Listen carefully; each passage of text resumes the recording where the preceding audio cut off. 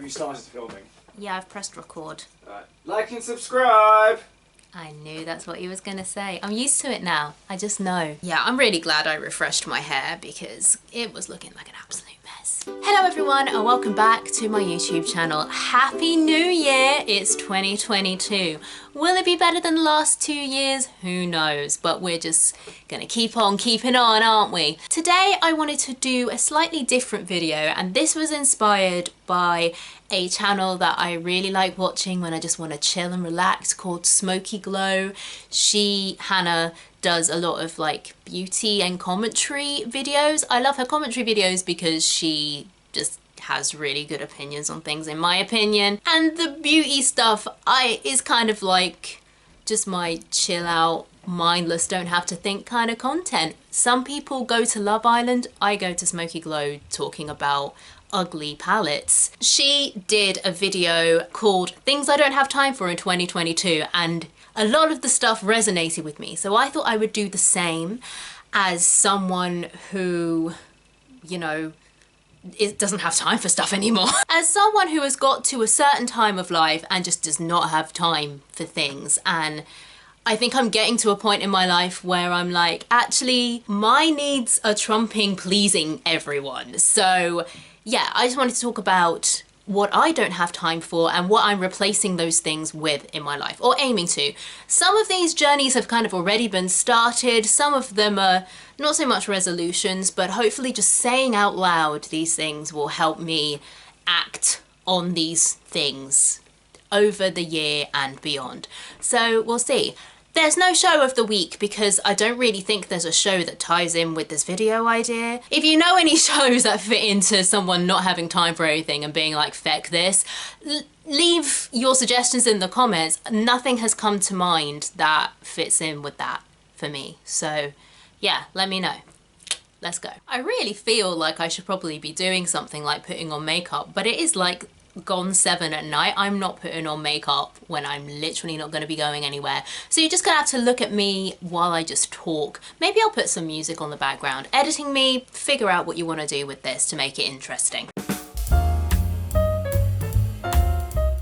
So in no particular order, the first thing that I do not have time for in life / in 2022 is getting in my own way. This has been a theme of my adult life, ladies and gentlemen. I just love getting in my own way and just thinking that I'm not good at doing things, or I'm not good enough for things, or people don't like me, and just all of the things. I'm done with that. I'm a grown-ass woman. I'm done with second-guessing myself. Future Michaela, if you ever watch this back, you're done, all right? You are done, you don't need it. I've kind of started already acting on this. So last year I applied for the Developing Your Creative Practice grant and I got it. So I'm currently working on my project that I got the funding for that. I'm trying more to push myself out of my comfort zone.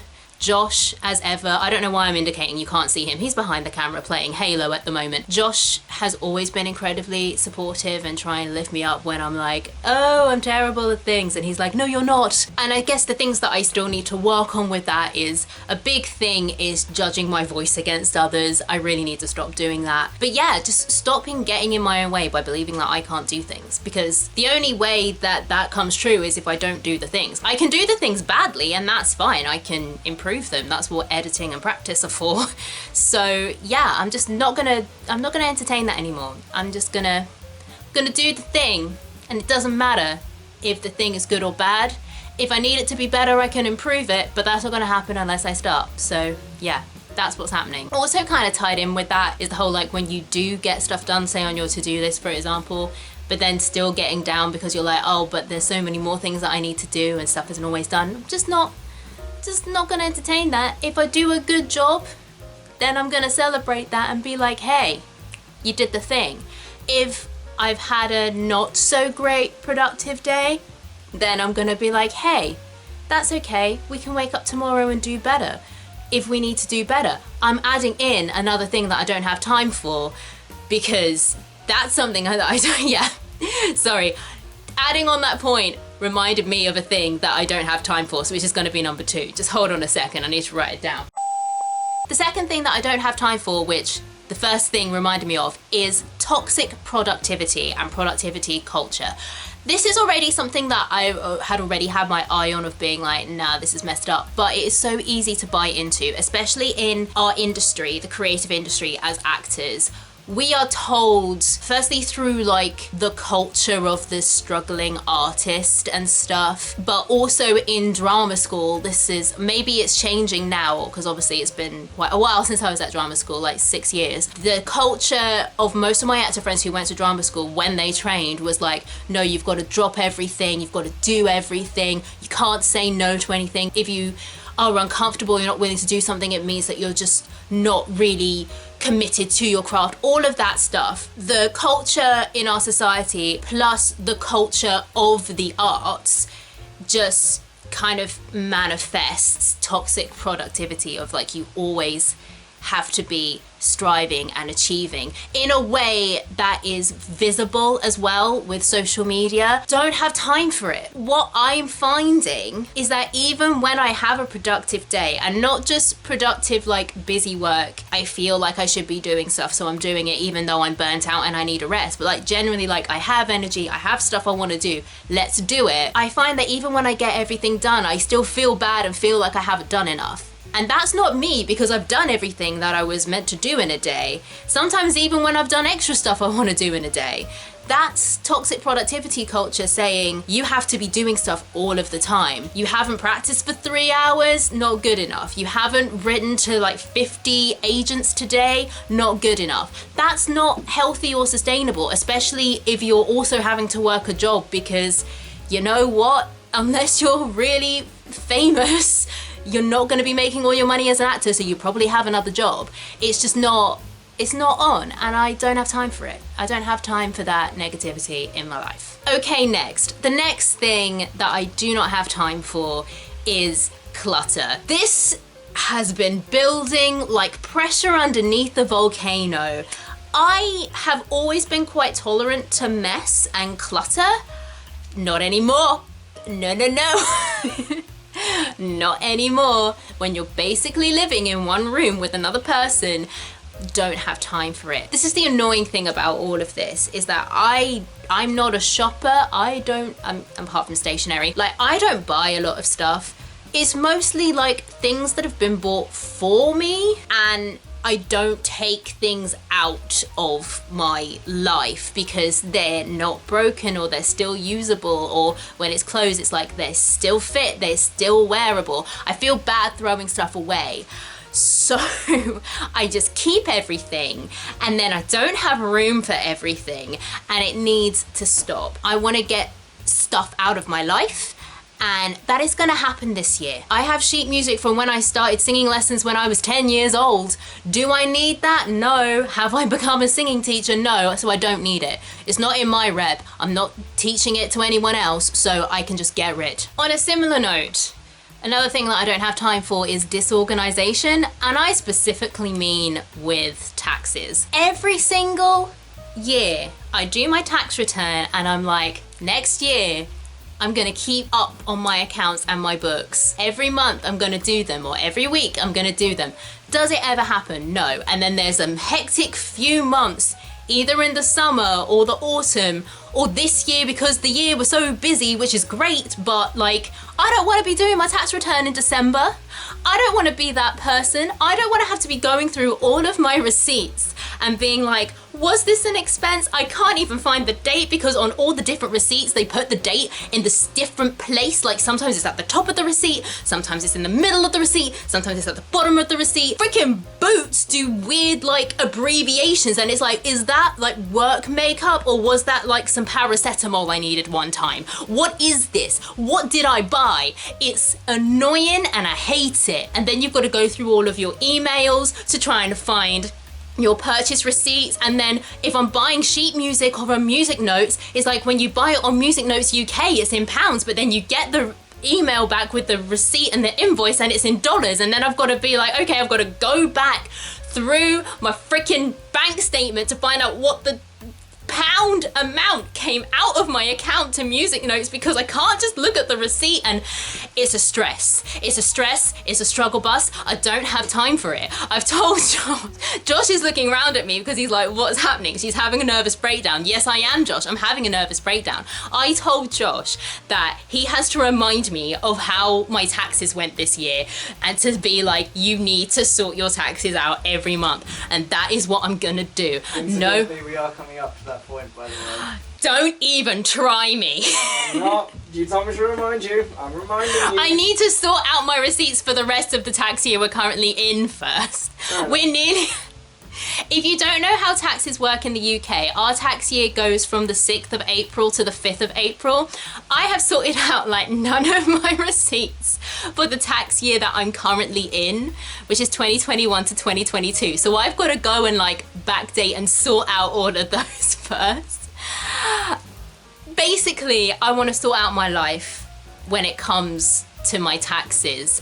I can't afford to hire an accountant.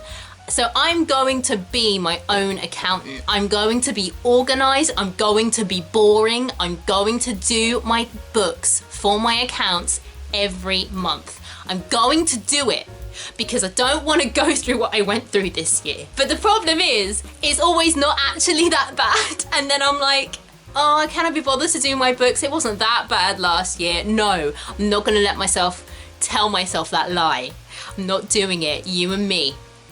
We're not doing it. Every time I post a video, I want someone in the comments to be like, have you done your books for last month? No one cares. None of you care if I do my accounts. So, but if you do get, Mum, you watch my channel. Can you do that for me, please? Thank you. The next thing, speaking of stress, the next thing I do not have time for is stressing about YouTube. I've been thinking about this a lot. Obviously, if you saw my video a few videos ago, I spoke about how, you know, it's kind of fluid with the uploading schedule at the moment. And I feel guilty about that. But I was thinking about who at my age who posts to YouTube weekly, how are they able to post weekly?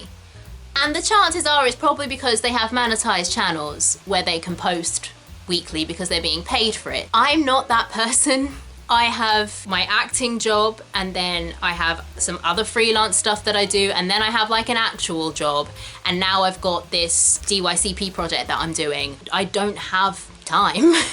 And also, this channel is a hobby for me, and if I'm stressing about content and upload schedules and numbers and things like that, then I'm not gonna find it fun. And I want to find it fun, and I would hope that if I'm finding this channel fun, then you guys are enjoying the content that I make. So yeah, don't have time for stressing about YouTube anymore and stressing about when I upload or what I upload or things like that. If I have a video that I want to make, I'll make it. It'll get up when it gets up, and that's fine, and that's okay.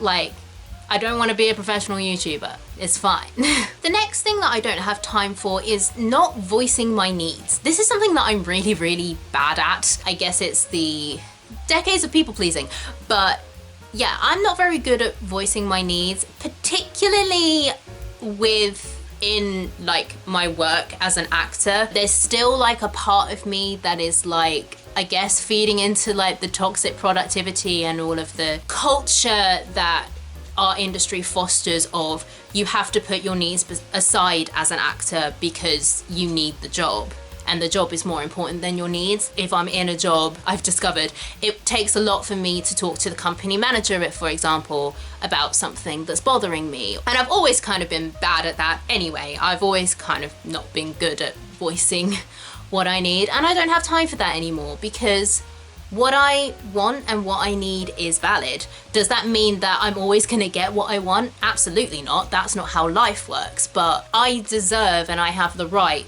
to express what I want. And by expressing what I want, A, I might get it, which is like win-win, but also B, maybe a compromise can be found, or C, at least once I've acknowledged what I want, and even like to myself, not even to another person. I think I struggle doing this with myself, but once I've acknowledged what I want, either to myself or to another person, it's out in the open, and then I can decide to act on it or not, and not just be annoyed of being like, oh, I'm annoyed and I don't know why, and it's like, well, have you actually thought about it? Do you know what I mean? I don't have time for not voicing my needs anymore. I need to do that. Okay, next, kind of linked to the previous point, but another thing that I don't have time for is obligations that don't fulfill me, that do not fill my well, that do not fill my cup. Now, this has a caveat because we all have obligations that, you know, for all intents and purposes don't fill our cups or our wells or whatever kind of water-based metaphor you want to choose, but we have to do them, you know. I don't particularly want to have a resting job, but I have bills to pay. In terms of obligations that I just have because, you know, I need to eat and have a roof over my head, or, you know, obligations where it's like, well, I've already said that I can do this thing. And this is something I also struggle with, I guess, from being a perfectionist historically, and also just the training that I got at school about just like doing absolutely everything everyone wants and asks of you because then you get A's. Wow, the education system. Kind of thinking specifically about resting jobs and stuff. One of my pet peeves is when people don't do their job and it's like you're being paid to be here. So it's not about like not doing your job because you don't care, but like being okay with just doing your job. You don't have to do your job perfectly. You don't have to be the best. If literally the only reason you're there is because you need to pay your bills. And I think part of that is trusting my own work ethic and knowing that my version of the bare minimum is most people's I'm actually gonna try hard today. Like, I've worked a lot of jobs. I know I'm a good worker and I work hard. I don't have to break my back. I can literally, and I'm not saying like this is the ideal necessarily, but I could literally rock up and do the bare minimum and people would be like, yeah, good job today, Michaela. You're not quite feeling yourself, but like, yeah, you did your job. And that's all we need you to do. And I think just trusting in that. And I think this is also, with caveats, I think this is also important to remember as an actor as well. When you are training, especially if you're only used to kind of amateur length runs, so like runs of a week or so, it's very easy to feel like every time you go on stage you're giving 100% and, you know, all there is the art and the show and whatever. And obviously that's the ideal. Like, I'm not saying skive off your work. And one of the things that really annoys me, and you see it front of house because you watch multiple shows, you're not just seeing the show once, is when you see time and time again actors or ensembles phoning it in night after night after night after night. That's not good. If that's happening, something is wrong. But we have lives and, you know, whether it's just fatigue because you need a holiday or there's something else going on in your life, there will be times when you're like, you know what, I'm really not feeling it. And that's when you rely on technique. But again, I think that's trusting in the hard work that you've already done in rehearsal and previous performances, and then also in your own work ethic. I guess it's not so much not having time for obligations in that sense, in the actor sense. It's about giving yourself the grace to trust in your work and in your work ethic and in the work that you've already done, like the foundation. With resting jobs, it's, you know, again, like trusting in my work ethic personally, because I know I have a good work ethic, and just being like, I don't have to break my back for a job that's just there to pay my bills. Everyone has obligations to their resting job. You can't just turn up and twiddle your thumbs and be on your phone all day.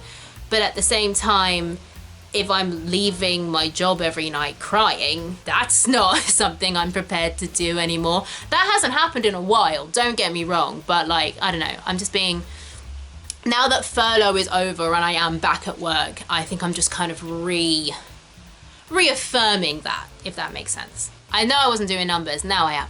The 8th thing that I don't have time for is thoughtless social media use. This process has already begun. Social media has been stressing me out. And more recently, I think as the algorithm on Instagram has been favoring more video-based content, so reels or resharing of TikToks and stuff, like, I just haven't enjoyed the app. And it's actually made me realize how much, I'm gonna start with Instagram first, but how much of Instagram is like, I don't know, I just find it really overwhelming. Twitter I've found overwhelming for a while, and Facebook, really telling my age, the fact that I'm on Facebook, but like, I can't remember the last time I posted a meaningful thing on Facebook, and basically, Facebook is there for me to scroll on when I'm bored and to keep in touch with, or up to date with, what my friends in other cities and other countries are doing. That's all Facebook is for. I don't use that socially in any way. LinkedIn doesn't count. But yeah, for the longest time, I have wanted to cull my social media, and I think what I've learned about myself in the last few years, helicopter. Someone's trying to steal one of those e-scooters. Just any time you wanna leave, that'd be great. I think the thing that I've learned about myself in the last few years is that if I wasn't an actor and I didn't need like an online presence, I would literally private or delete all of my social media accounts. I don't like social media anymore. I don't know if I even really liked it to begin with, or it was just I was doing it because that's what you did. Like, I joined Facebook when I was what, like 14, 15? I didn't know what I was doing. Kind of similar with Twitter. Like, it was just like, oh yeah, join it, meh. Like, there was no thought in that. So, the culling has begun. Instagram has been the easiest. And whenever I see an account where I don't know who you are, which means either I don't know you in real life or I clearly haven't been engaging in your content, I don't particularly find what they're posting interesting or inspiring. And no, that's basically the two criteria. Like, I don't like the content and I don't know who you are. Unfollow. And literally, I've been doing that since Boxing Day. The day I'm filming this is the 2nd of January. Already, I'm enjoying Instagram so much more because I actually know the people whose content I'm looking at. I either know them personally, which has just been refreshing, of being like, wow, I haven't seen your pictures in ages. It's nice to see you're doing well. Or it's content that I actually engage with and actually, you know, find informative or insightful or inspirational. Like, it's wonderful. I don't just have lots of bullshit people from the States who are in real estate, like posting pictures of idyllic snowy mountains or beaches. I don't want to see your snowy mountains or beaches. I don't really care. Facebook cull hasn't started. I feel like that's gonna just have to be the age-old, when it's someone's birthday, if there's someone that I don't know or haven't spoken to in years, unfriend them and be like, happy birthday, you don't have to deal with my boring ass on this app ever again. And Twitter, I do not know what I'm gonna do about Twitter. I don't know what I'm gonna do about Twitter because I follow, like, how many people do I even follow? I think the start is just taking Twitter off my phone so I don't even have to worry about it. Oh God, and Twitter is open right now. I literally pick up my phone, Twitter is open. Why? Why is it open? It's just, again, housemate singing, don't even worry about it. Yeah, I follow over 1,000 people on Twitter. I say people, it's organizations, it's whatnot. Like, Twitter is gonna be a struggle bus. If anyone has any advice on how to cull your Twitter, please let me know, because I actually do not know how to tackle that one and it's giving me anxiety. Final note on the whole social media thing. This has also strengthened my resolve to not get involved in TikTok. I don't think TikTok is for me because from what I've seen of TikToks that get kind of reshared and reposted on Instagram or in other places, a lot of it seems to be quite obnoxious and not very well thought out content to me. I just don't want any more social media in my life. I don't want it. There was a part of me who was curious about TikTok.